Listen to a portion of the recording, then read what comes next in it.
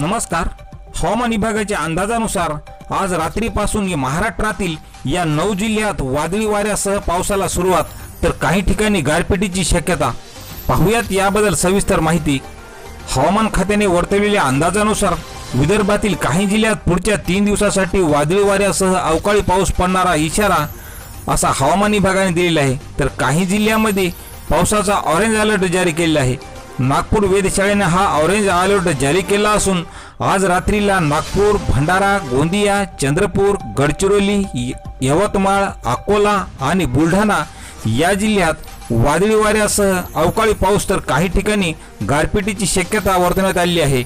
या अवकाळी पावसाच्या पार्श्वभूमीवर शेतकऱ्यांनी आणि नागरिकांनी योग्य ती खबरदारी घ्यावी असं आवाहन देखील प्रशासनाच्या वतीने करण्यात आले आहे। आणि पावसाचा जोर उद्यापासून पुढील 3 दिवस कायम राहील आणि सर्वत्र महाराष्ट्रात पावसाचा जोर वाढलेला राहील अशी शक्यता आज भारतीय हवामान खात्याने वर्तवलेली आहे। तर शेतकरी मित्रांनो, अशीच हवामानाची प्रत्येक बातमी पाहण्यासाठी चॅनलला सबस्क्राईब करा। धन्यवाद।